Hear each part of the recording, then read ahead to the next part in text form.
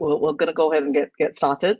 So good morning or good afternoon to all of you who are joining us from around Asia, and a very good evening to everyone who's joining us from the US. So regardless of where you're dialing in from, a very warm welcome to one and all for joining us on this panel session. This panel is on corporate purpose and LGBTIQ human rights with an Asia regional focus. My name is Kathy Teo. My pronouns are she, her, hers. I'm very honored to be moderating this panel discussion with my esteemed panelists, where we're going to be uncovering pressing challenges facing LGBTIQ communities in Asia and how business and civil society can link up to tackle discrimination. So this session is moderated with our speakers on the screen. If you're an attendee, please feel free to introduce yourself on the chat. If you have questions, do wait until the end of the session to post questions for us via the chat function. And we would welcome your questions and your comments, as well as your introduction as well.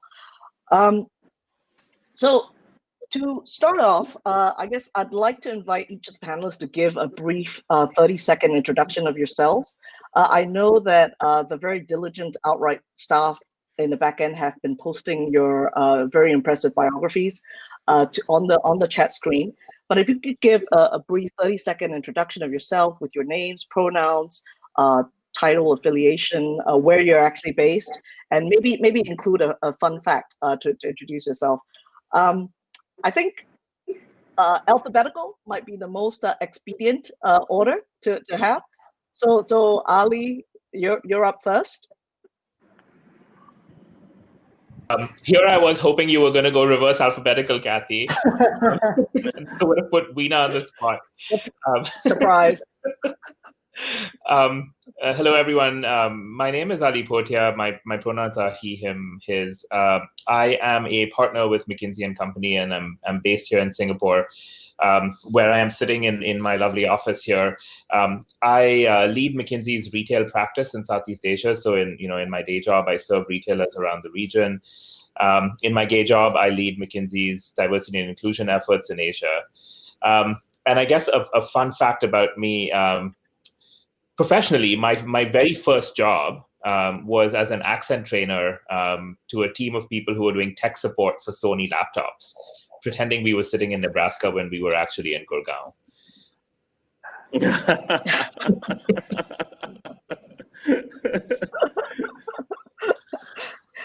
That's not the first time I've heard that, Ali, but it still tickles me.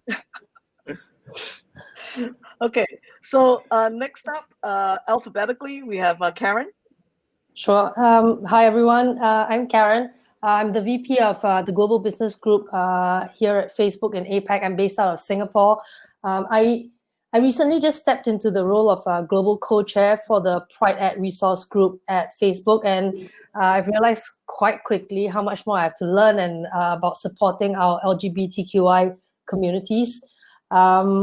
Having grown up in Singapore, I see this like globally diverse talent pool as a huge contributor to our competitiveness given our relative size. So this is something I'm deeply passionate about.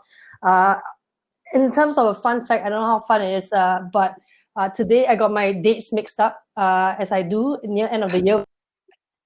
Lost battery power and capacity, and I forgot that today is the day I'm supposed to be helping my partner move.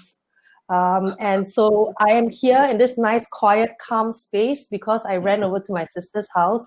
She has very kindly agreed that it makes sense for me to go ahead with this panel, and she's given me her blessing. So I'm very grateful for that. And then after this, I'll be changing into a t-shirt and shorts and going there and I'm gonna have to pull some weight around the move. So that's a short thing about me today. Thank you for making time from the move to do this with us, and that's a great looking bookshelf, by the way, at the back. I know my niece's smart books, not mine. Yeah, all the Enid Blytons of the world. That's right, exactly. Okay, so next up, we're really glad to have Keshav Suri. Keshav, will you introduce yourself, please? Sure. Hi, namaskar everyone. I'm Keshav Suri. I'm an executive director at the Lalit Suri Hospitality Group, which is my day job. And as Ali said, my gay job is I am the founder of the Keshav Suri Foundation, which has a motto to embrace, empower, and mainstream the LGBTQIA+ community in India, which also brought the It Gets Better India program. And I'm also the co-chair of the task force for FICCI, which is the Federation of Indian Chambers of Commerce and Industry in India. And for the first time in 92 years, they've had a task force on diversity, equity, and inclusion, which includes, mainstreaming and a subgroup on LGBTQIA inclusion. What would be a fun fact about me? I think that I'm secretly a drag queen at heart, and I just love the art form of drag. I've been doing drag since I was a kid. I was in an all-boys Catholic school, so I was very happy to play Mother Mary and very happy to do any sort of, nativity play all the way up until I was 17.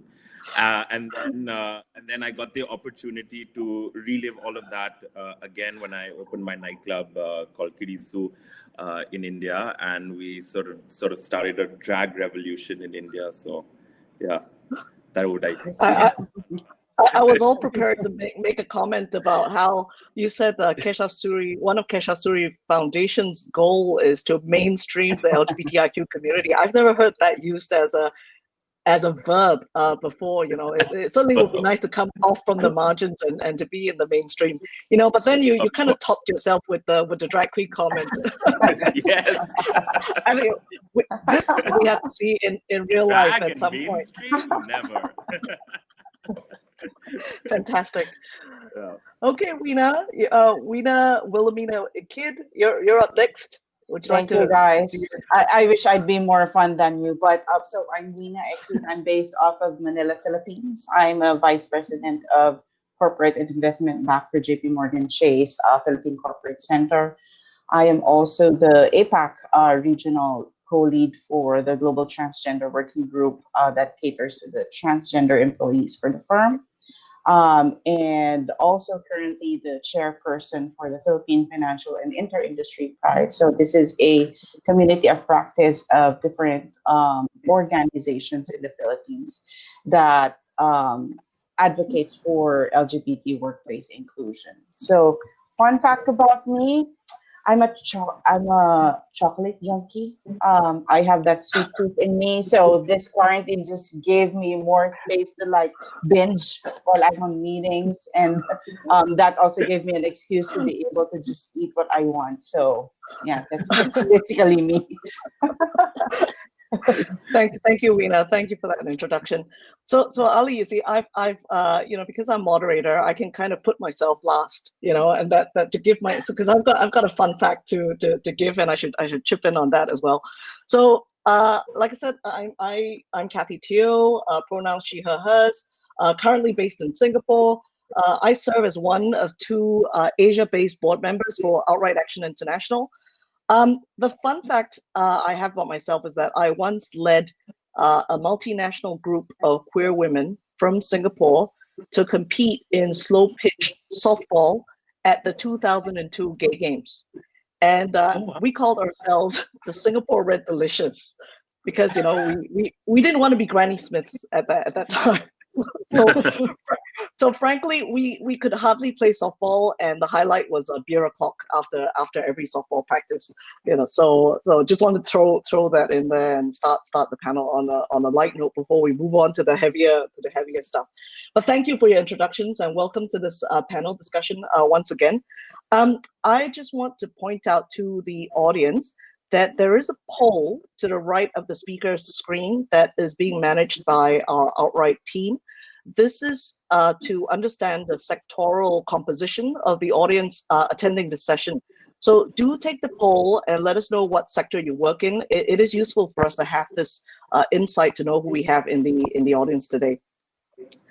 So, okay, so that's it with the housekeeping. So just to set the context for this session and the hour that we're going to be spending together, we've all been in various stages of lockdown in our respective countries. And the global pandemic and also the news about the social justice movements, social justice protests around the world have really put a focus on very diverse shortcomings across society with regards to human rights, including the right to live free from violence and discrimination, to access basic humanitarian needs like water, food, shelter, the right to quality and safe healthcare, and to participate in a dignified and sustainable opportunity in the societies that we work in. So what is clear is that these shortcomings have an increased toll on groups that are marginalized, including LGBTIQ people. So from World Economic Forum to the Business Roundtable at United Nations, leaders from all sectors are acknowledging that there is a need for a global reset, a great reset, a call for action for global stakeholders to collaborate meaningfully in managing the direct consequences of an entrenched and economic and social inequality exposed by COVID. I think we all believe that businesses have the opportunity to be a force for good and to play a central role in shaping a transformational way forward. So the objective of this session and the hour that we're going to spend is that our participants from the session will depart with knowledge about what are the most pressing challenges and opportunities facing queer people in Asia today. What are some of the quickly evolving trends that are driving the role of global and local businesses operating in our region in advancing inclusion and social justice in Asia, and how businesses and civil society can link up to take action against discrimination and ensure that we all have basic human rights of being LGBTIQ people to be treated equally and with equity in the societies that we live in. So so that's what we hope to achieve with this first session. And this year we're celebrating the 30th anniversary of Outright since our founding in 1990. A lot of laws have changed. Laws criminalizing same-sex relations have continued to fall around the world, and yet there are 68 countries that still criminalize same-sex relations, and only 4 countries ban so-called conversion therapy practices. So there's a lot more that remains to be done. So my first question, and directed at Keshav, because Keshav, you're so deliberate with your efforts at Lalit Suri Hospitality Group and with your work at the India Chamber of Commerce, FICCI, in addition to the moral imperative that human right for all should include human rights for LGBTIQ people, how does discrimination impede economic development in Asia, and why is inclusion and equality so important for us in this region to advancing our rights? I'd like to hear, your comments on that. Thank you, Kathy, and thank you for making me go first, throwing me under the bus. It's an inside joke. I won't take too much of your time, but when there have been various World Bank reports and reports in general talking about the cost of having homophobic draconian law and how much it costs countries' GDP. This I'm talking about, of course, pre-COVID. It goes from 0.1 to 1%, probably even more, and this. Basis was actually a part of my writ petition that I filed for the decriminalization of Section 377. The history of India's sort of love-hate relationship with LGBTQ rights goes back almost 20 years, and then it sort of went from where we did actually get decriminalized back in 2009 in the High Court. We then moved to recriminalization in 2013, and then finally in the Supreme Court, we finally got at least decriminalized. And how that moved was that it went from in the beginning, the writ petitions were by NGOs, and fabulous NGOs, people like Anjali Gopalan, who put themselves out there. But then when it reached the High Court, the High Court judge turned around and said, who are these gay and lesbian people? And looked at the lawyers and said, do you know of any? And that's when the sort of story and narrative changed in India, where then we got individuals. So there were 5 first individuals who, one of them was a dancer, one of them was a person who owned a restaurant, one was a chef, and then of course me.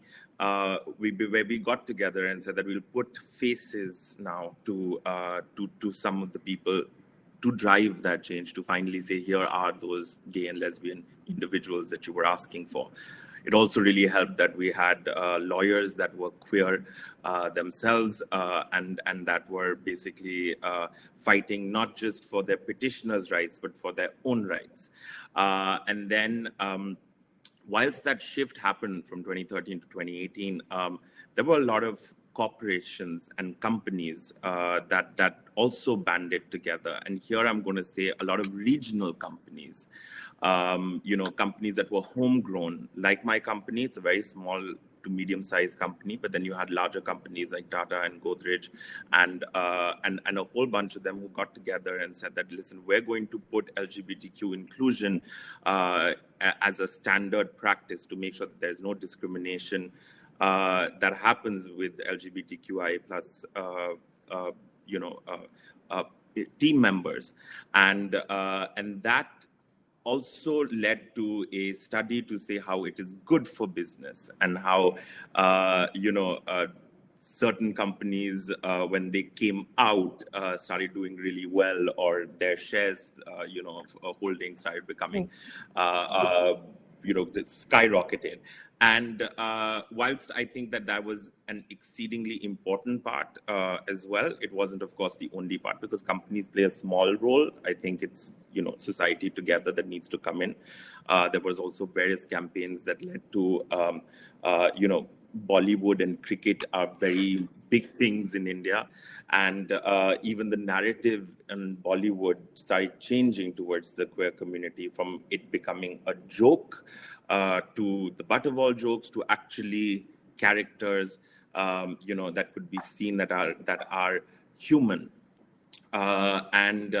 This, of course, guys, that I'm talking about is mainly purely regarding the LGB part of our community, because trans rights are completely separate in India. And in fact, in India, when it comes to actual law and rights for trans people, we've really progressed far ahead than a lot of countries where we have, the legalities of it. There was an ALSA landmark judgment in 2014, and as well as there have been various sort of reforms that have happened for trans people. Having said that, societal acceptance for trans people is still not where it should be, and neither is it in the corporate world. And I think that's one of the narratives that I try to do with my own company. I think that, it's just a basic understanding that it makes sense to have LGBTQ inclusion in your business. If I take a little bit of an understanding of my own nightclub, which is probably the queerest nightclub in the world, it survived for so long because of the queer community. And not because I was so good in drag, but actually because of the queer community in India. And I think that taking that tiny example to a much larger sort of discussion on how important it is. If it wasn't important, a Federation of Indian Chambers of Commerce and Industries would not have it as a part of their diversity, equity, and inclusion task force, which is very important to them. If it wasn't important, we wouldn't have had the decriminalization as we did. And I think that now we need to really work on what is going to be the next course of action.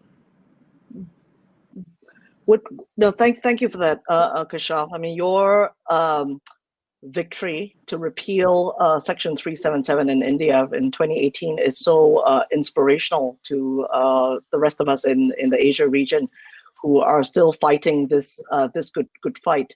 And your personal role as one of the petitioners to repeal it in that fight is really inspirational to all of us as well. Would any of the other panelists like to comment on that in terms of why advancing inclusion and equality for LGBTQ people in the region is important and specifically important for economic development? No, I mean, I can say, for example, I would be much more likely to book many holidays to India and contribute to your tourism economy as a result of the Section 377 victory that you had. So, okay, the next point, I guess, is with this renewed focus that we have around the world on inequality and injustice, the conversation on what the purpose of corporations should be has accelerated, right? The result is that all of us, whether we're working in multinational companies or working in local incorporated companies, are necessarily reflecting about what is the role that we need to play in creating, in distributing economic prosperity, and to articulate a new purpose forward for companies that is not just about economic gains, but that better balances with values in the society that we live in as well. So Ali, this question is for you. McKinsey has GLAM. GLAM is one of the first LGBTIQ ERGs to ever be created. In fact, I remember earlier this year, we had celebrated the 25th anniversary of McKinsey GLAM earlier this year. And your work has been about expanding the Asia chapter of GLAM across so many countries in the region. And noting that the discussion around corporate purpose has been dominated primarily by Western-centric voices, is the concept of purpose-driven companies driving what is the concept of purpose-driven companies driving social change, and how is that relevant in an Asian context? Yeah, so thank you for that, Kathy. Purpose is something I've been thinking about a lot recently, and also because it's in the zeitgeist, and lots of companies are talking about it. I spend an inordinate amount of my own time in boardrooms, and the one thing that I have noticed quite perceptibly, even in Southeast Asia or India or North Asia, where my clients are, is that there is a perceptible shift in the narrative among Asian companies as well towards purpose. But if I sort of take a bit of a step back, 2020 marks 50 years since Milton Friedman published his kind of seminal essay in the New York Times, right? And I want to get this right, so I'm going to read the quote. So in 1970, Milton Friedman published this essay that said, "The one and only one social responsibility of business is to use its resources and engage in activities designed to increase its profits." And that statement has driven and influenced management thinking in corporate boardrooms for half a century, right? And I think that what has happened, this is it's not new. It hasn't happened in 2020 because of COVID. This was a wave that was accelerating already. I think 2020 has really cemented it. Is that businesses are thinking about going beyond the long. Just there was this whole thing around you must think long term, but it's beyond that now, right? Businesses are rewriting the fundamental ways we govern, manage, lead corporations. And to your question on, is this relevant in Asia? Yes. I mean, the conversation around corporate purpose did not, as might be expected, kind of start in the West and make its way here, right? I think it has indigenously grown up in all parts of the world. There's a profound interconnectedness between business and the broader world in which we operate. And then the other thing I'll say is that purpose is not just the rebranding of CSR. And I want to emphasize that, because for a lot of people, you can be dismissive of it, right? You can be like, oh yeah, you know, CEO X is talking about purpose, and all it is just rebranded CSR. It's not. I think it's about giving companies the privilege to operate in our communities, right? And the way to think about purpose is, if I define my purpose as a corporation, it is I'm giving myself the privilege to operate in my community, right? And so now, where does the linkage to LGBTIQ rights come in? Exactly to that point. If I want the privilege to operate in my community, I need to define my purpose in a way that encompasses the entire community I serve, right? Whether it's my customers, my stakeholders, my employees. And that includes a substantial population that identifies as, you know, LGBTQIA+. And so that's where I think, you know, the shift needs to happen. Now, what we've reached kind of level 1, right, where companies are talking about purpose, and I think they're talking explicitly about LGBTQI within that purpose statement. I think level 2, which is harder, it will come, is companies need to start making bold commitments and then actually living up to them, right? And we're slowly getting there. And, you know, Keshav, the work that you've been doing, you know, at the Lalit Suri Group is amazing, right? The bold commitments you've made about trans employment, and you know, that's, I think, where the level 2 will start happening. And, you know, I am optimistic that it is happening across Asia. Yeah, I have to agree. Sorry, Karen, you want to jump in? Go ahead, jump in on that. I know a lot of what Keshav said, as well as Ali. It speaks to, it answers your question really. Example, Keshav making that stand, making the change, like being part of that change that we see in India. Ali speaking of how this diversity and this need for purpose has grown up in Asia. I totally agree with that. I do think, though, that there are companies as well who are just waking up to the fact that there is a need to focus on purpose and on values that is more inclusive. And a lot of companies are just figuring out that, hey, they are leaving significant value on the table in Asia, right? This is like one of the most diverse regions in the world, with all these 100 ethnic groups, more than 1,000 languages and dialects. And the idea that it isn't just one type of people that should be running companies and leading, and opportunities to be given to only certain segments is still, I would say, in certain companies, in its infancy. BCG recently published about, you know, the diversity dividend in Southeast Asia, and they suggest that both local and MNCs located in the region are starting to, and not everyone is as established in the diversity chapters and work, and a lot of like companies are just starting to hire D&I representatives, right? And they're starting to develop like strategies and programs to support diversity and inclusion. And to Ali's point, and to your point, Kathy, right? A lot of employees as well as consumers have said that, you know what, I would be happy to consider leaving my job or to bring my business to a company that is more inclusive.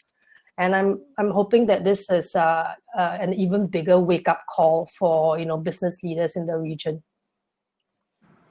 So Karen, as the co-executive sponsor for Pride at and Women at resource groups in Facebook across Asia Pacific, would you say Facebook is one of the front runners in this, or are they one of the companies that's waking up to the fact that they have to answer to a higher corporate purpose as well? What is your take on that? My take is it depends, and this it depends on how and where we are present, right? Facebook in the US has always had a Pride chapter.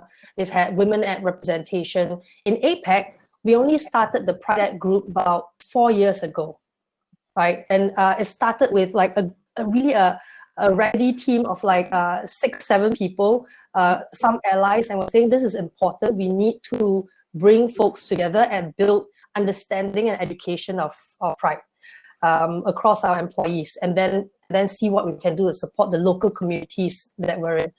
So I would say depends on where you are. Right now, in all honesty, if we look at APAC, the APAC region, we've got Pride at representation in most of the countries except for one or two. And we're still looking to educate, we're still looking, and it doesn't matter if we have LGBTQI employees in the market. What's important is that there are people who are willing to stand up and say, hey, this is an important issue. And in case anyone comes into this company, or in case there are people out there who are LGBTQI and they say, is Facebook a good place for me? We want to be able to show up here, and we want to be able to open our doors and create opportunity for folks. So we are all at different stages of the evolution, even with it. And to Ali's point, we need to keep pushing and progressing. So, Weena, let's get your voice in on this as well. You're the chairperson for the Philippines Financial and Inter-Industry Pride Network. You're an out and proud trans man, and you serve as the APAC co-lead for the Global Transgender Working Group at JP Morgan Chase. What is your insight on how purpose-driven companies can drive social change in Asia? Actually, I like the responses of Ali and Karen about this, because the purpose is actually, it depends on the definition, right? In Asia, this is what I always say, in Asia, there's no one size fits all, because we're like a handful of regions, a handful of countries, a handful of ethnicity. So it's very difficult to customize, even though we're just one company. There's some uniqueness that you'd have to put in flavor depending on your certain chapters, right? So for the majority of the Philippine financial industry pride groups, we're glad that we are 54 member organizations, but we are mostly multinationals. So the drive and the corporate purpose, just like what your question was earlier, is more driven in the Western countries. But when it comes and reaches our country or our region, we have to customize it differently. The Philippines is a country where we are tolerant and we are accepting of the LGBT community, but it differs between sectors. In the corporate sector, obviously, we're starting to embrace the diversity inclusion concept, whereby we just make sure that our workplaces are LGBT friendly. In the community, we have social networks, NGOs, active groups that do support the different strands of LGBT. But in the government, it's a totally different discussion altogether, just like any other Asian countries. Right? Currently, we still don't have anti-discrimination bill that would protect us. The only thing that protects us would be the anti-discrimination policies that our respective companies has, but outside the four walls of your offices, it's a totally different story.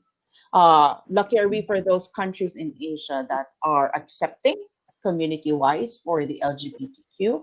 But even so, like I said, I belong to a country that's it's no news for us to hear hate crimes, see hate crimes, sad as it may seem. We see that the corporations would have a voice in influencing how our government, our community would respond to making a more inclusive and diverse society. There's also a place where I feel the multinationals would have to influence the local businesses, because given that APAC as a region is very cultural in nature, religious in nature, our local businesses we tend to penetrate them, but it's very difficult because they are still in that state where they have to put their culture or religion first. But in the context of getting a productive workforce, being able to increase your footprint as a business, and there are some and a lot of business cases that have proven that when you are a diverse and inclusive company, you outperform the stock market by 3%.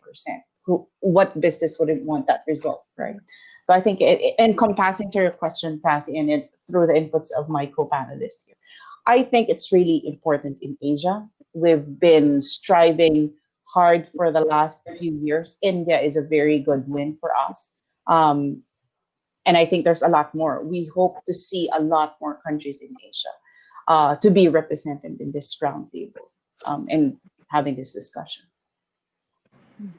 So we've talked a bit and what you've mentioned a few times, Weena, about the outsized role that multinational organizations may play in terms of being a catalyst for change in our region. We talked also about the importance of direct advocacy from local companies, and Kisha's Lalit Suri Hospitality Group is a great example of that. And this question, I guess, is open to the panel. What is your perspective on the path forward for all companies, whether they are multinational global MNCs or they are local homegrown businesses or regional entities?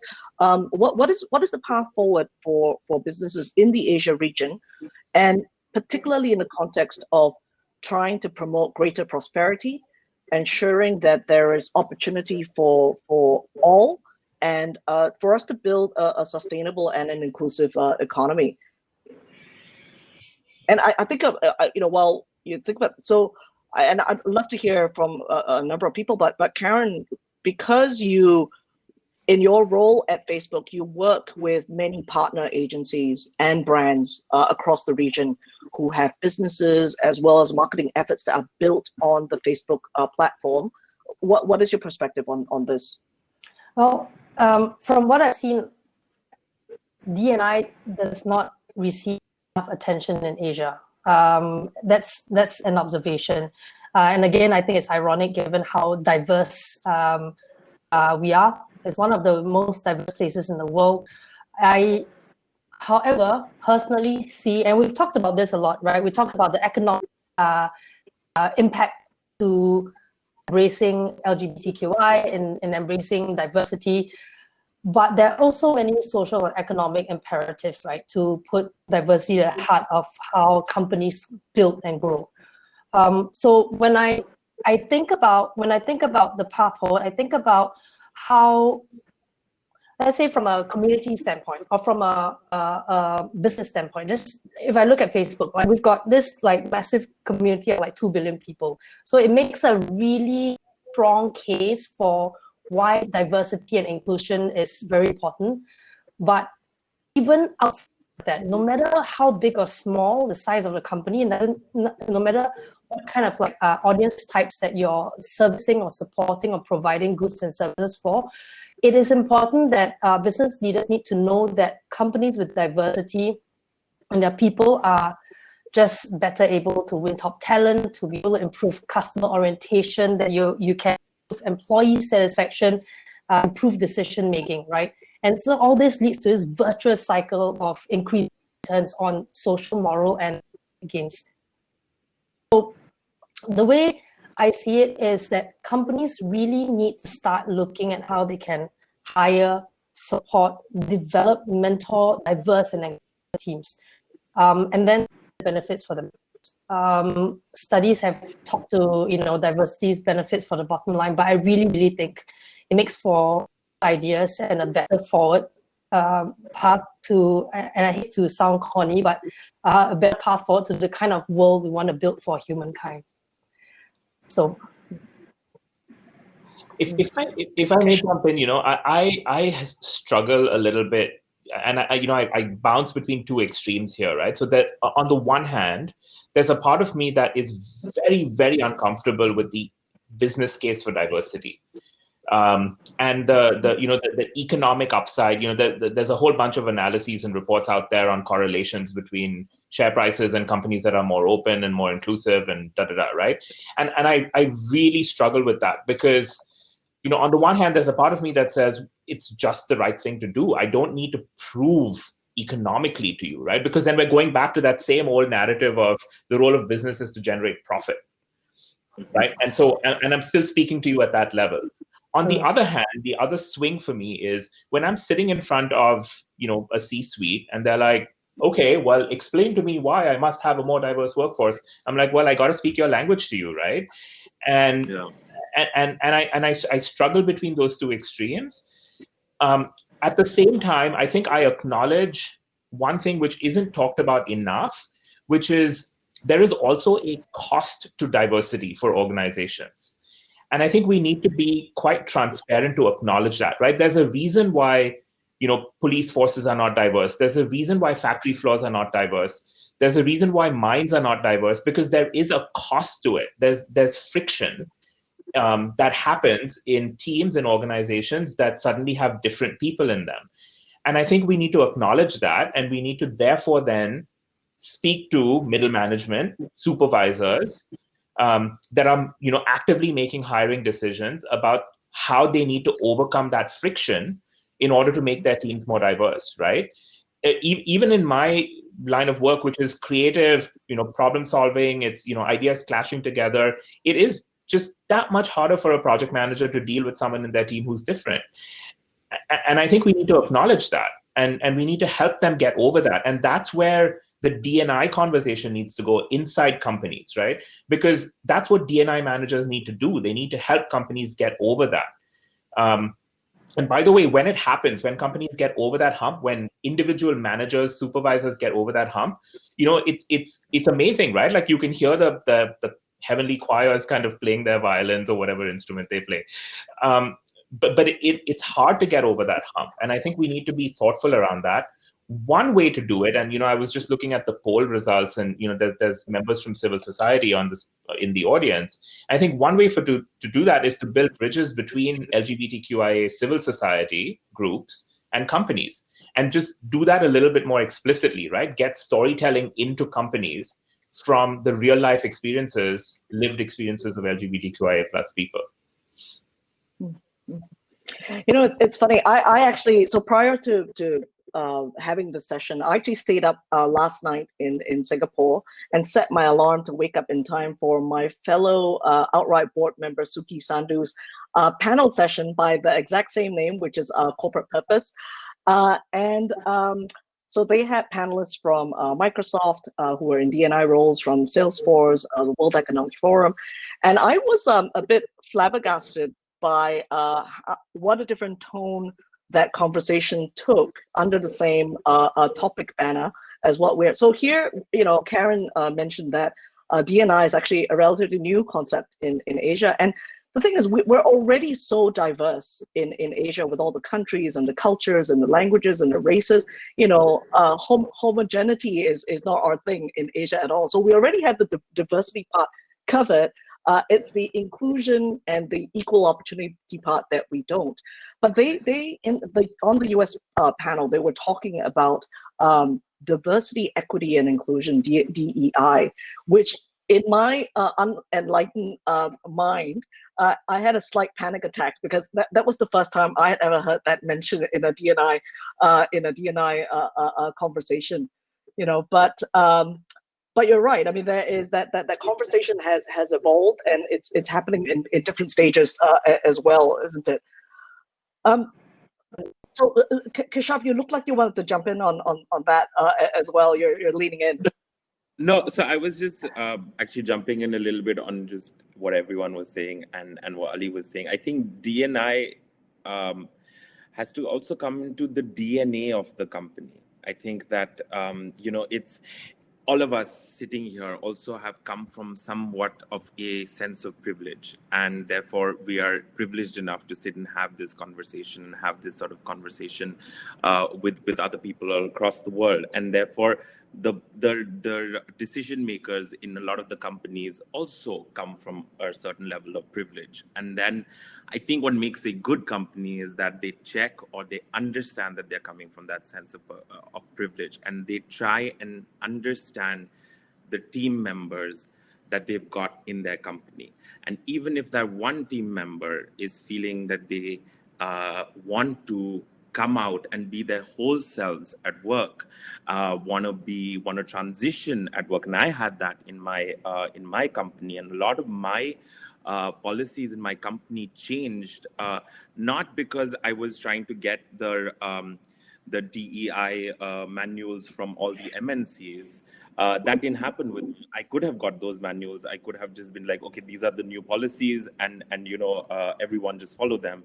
It actually changed because I had a team member who felt so comfortable working in our hotels and at this nightclub that decided to transition whilst on the job. And what I sort of documented with her permission was that the whole process to be able to enlighten my entire team, and if she was okay to go and talk to my various other hotel team members in different parts of India, where India is a huge country. You have different religious backgrounds, different kind of skin color, tones, and languages, and she basically then went from hotel to hotel talking about her story. And whilst she was talking about her story, we were making our changes in policies, be it for how many leaves should be granted for whilst a person transitions, equating that to maternity leave. And, and so trying to basically, when we, that awful word of mainstreaming, but trying to basically speak everybody's language so that the majority population of the heterosexuals in my company also don't start feeling like as if they're being overlooked, or there's some sort of reasoning that needs to come into all of this. Similarly to, how much it costs to actually transition, so in the beginning, the company was getting it. Then I took that case to the insurance firms. And when the insurance firms were like, no, we're not going to cover it, I said, sure, I'll take my business to another insurance firm. And I think that's how, it was as simple as that. But I think that's how maybe regional companies can actually sort of make a change if they really feel or try and walk for 2 minutes in the shoes of their team members, and not come across, whilst I do agree that equity, diversity, equity, inclusion is going to be where we will also get, because we know the whole case study of ladders and everyone at different heights, and if everyone is trying to jump over a wall and they are different heights, would you give them the same ladder, or would you give them different height ladder? And I totally get that we need to get to equity as well. But I think that what we need to be very cognizant of is that we don't come across as saviors. And be like, oh, look, now, give me accolades, or give me more business, or just come to me because I'm so, I'm saving the gays, I'm saving the trans people, I'm saving the lesbians. No, that's, I don't think that that's where we need to get at. What we do need to get at is we need to understand our own team. I had one trans person, now I have 100 trans people. And that, I think, is how our company should really progress in India. Sorry. Yes, no apologies. Yeah, and I think you just touched on the power of what you could do with the power of what you could do with your purchasing power, and It's one of the Melody Hobson's 4 Ps of corporate purpose, about people, about philanthropy, about policy, and around purchasing as well. So if one insurance company won't insure trans healthcare, then surely another one would, and leveraging the power of our our economic power to make change happen. So what does it with the awareness that businesses can play such an active role in advancing the rights of LGBTIQ people, and lots of companies like yours and all the ones that everybody on the panel work for have taken steps to translate a commitment to LGBTIQ inclusion into action at a global, at a regional, at a local level. So, and Ali and I were talking about this. The United Nations Human Rights Office has developed 5 standards of conduct to support the business community in tackling discrimination against LGBTI people. So what does it mean to be a corporate advocate in an Asia context? So, and this is open for anyone who might be interested in tackling this question.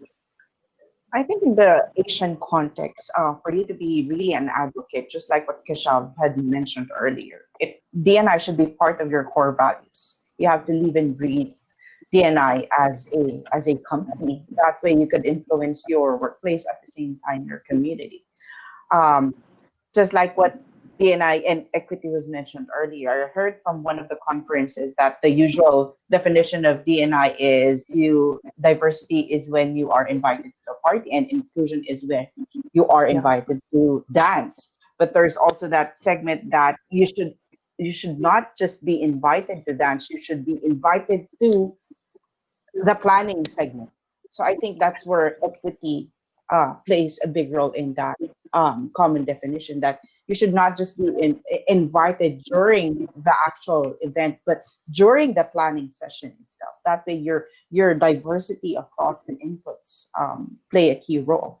So I think and the path forward that was mentioned earlier, and I'm sorry, Kathy, if I'm going around, but this is such a great conversation, that whenever possible, companies would always try to promote themselves as inclusive, but there should be more to that. Sometimes companies are branded to be pinkwashing, especially for Pride Month, right? You can see it's not just more of you putting rainbow colors in your logos.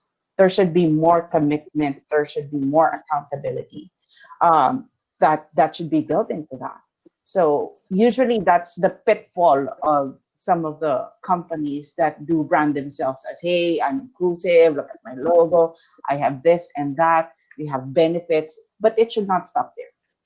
For the Western countries that you've mentioned earlier with the same line of topic, Kathy, I think what's different from the Western countries is that supplier diversity is they're heavy on that, and that concept I think is not yet that huge in Asia, whereby we really advocate for suppliers and merchants that are diverse. At the same time, corporate indexes is again very high in the Western countries, so as the UK countries, but in Asia, there's just pockets in Asian countries that do advocate for corporate indexes, whereby they measure how diverse a company is. But I don't think we need that scorecard to tell us how we should be. Like what Ali said earlier, LGBT rights is human rights. So if we feel that's the right thing to do, we don't need so many business cases to prove otherwise. So that's I mean, leaning on what you said, Awena, I actually see a really interesting question on the chat, which I wanna read out. This is by Jean Chong in Singapore, and she's asking, there's a lot of discussion on D&I within companies, which we've talked about, which largely serve your own constituency internally.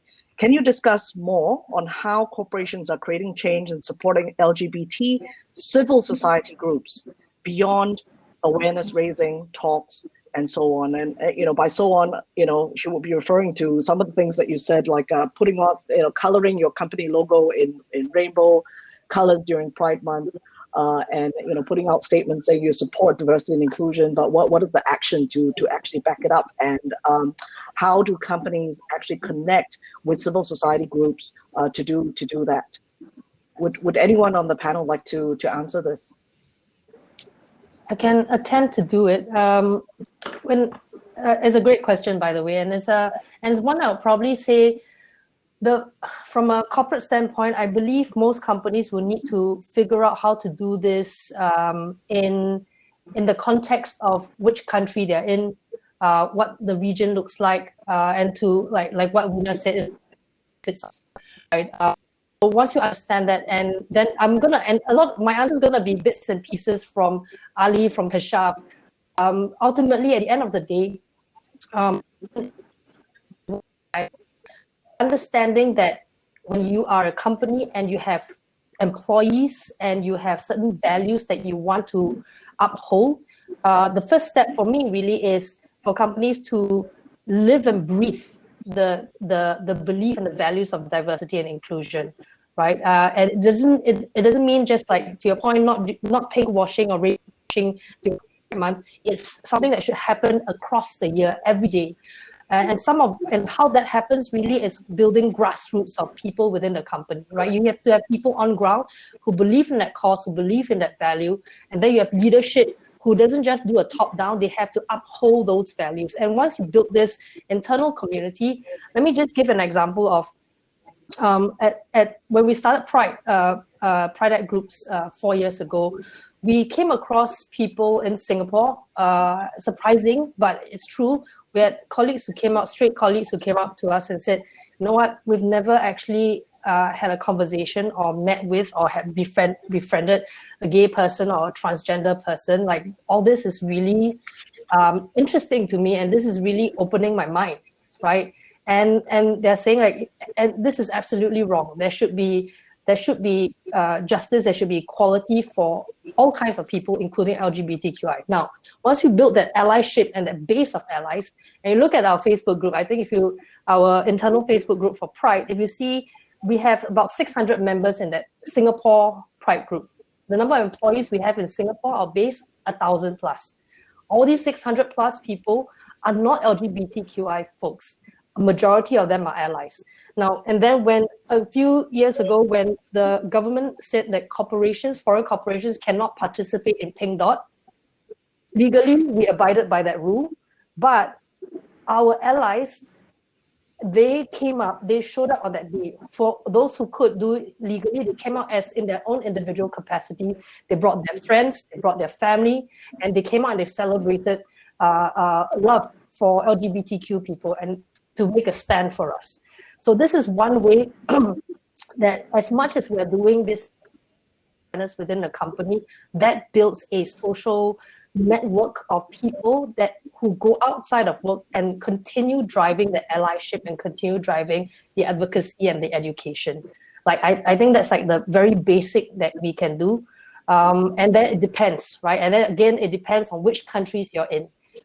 In India, even with all the difficulties, the strength that Keshav and his team and his groups of like allies and peers came up and stood up to the courts and put faces to the names, that's possible. If you do this in somewhere where the death penalty is the punishment for being LGBTQI, you have lives at stake. So depending on where you are, you have to take that very careful and well-assessed view of what you can do in that market or in that region. And I think that kind of picks on everyone's points earlier as well. Yeah, but I think as businesses, I mean, we would, be also thinking about what the blowback is, and this is a question for Keshav. So with the very proactive LGBTIQ stance that your company has taken, coupled with your personal and very public activism as one of the petitioners to repeal Section 377, have your companies experienced any blowback? And can you share a concrete example of what happened, how you addressed it? Kathy, can I put an addendum to your question as well for Keshav, which is, Keshav, have you seen a correlation between not just your company, but companies in general in India, between decriminalization and then companies kind of sticking their necks out even more? Yeah. So I think that since decriminalization, before decriminalization, there were a lot of MNCs that were scared to do their inclusive policies because they didn't understand the law, and because of like what Karen was also talking about. So there, the legal teams were very nervous about doing anything, particularly for the LGBTQ community. Having said that, I must say that the roles of NGOs played a big part in India, and companies really did support, and like mine as well. Before I started my own non-for-profit, which was Keshasuri Foundation, whilst Mahi was transitioning, we worked a lot with on-ground level sort of trans NGOs and NGOs in particular that cater to the LGBTQ community, especially that were working for HIV, and we got those NGOs not just help raise funds for them or gave them funds, but we also brought them as a part of our team in a way that they were constantly at the hotel, helping my team understand our community better. But did I get some blowback? I mean, I think maybe some customers were a little confused with what inclusive means. They were like, does it include all meals, breakfast, lunch, dinner? Because in hotels, no, so I mean, there wasn't, I must say we did it beautifully at our company, and we basically started this messaging of pure love. And in India, we work a lot on emotions. We're really deeply emotional people, and we basically once you connect that chord of emotion in some way or the other, be it in your marketing, be it in the way you talk to your customers, the way you, just like how I talk to my team, I think that they if there are any certain amount of phobias, or if they have certain amount of reservations, I think the fact that they know that they can actually have a conversation here, and that questions will be answered, and won't be answered in a way where we're talking down at you or pointing the finger at you. It'll be answered in a safe way. I think that really worked for us. Yes, of course, it was a risk. It was a risk when I put my name out there and gave, filed a writ petition. I put my company at risk as well. I didn't know how it was going to be taken. Of course, we're lucky that it took very well, and we ended up with decriminalization. Yeah. But it was something, and like what Karen said, inherently India is a tolerant nation, and therefore there wasn't those risks of death penalty or of some very severe adverse reactions.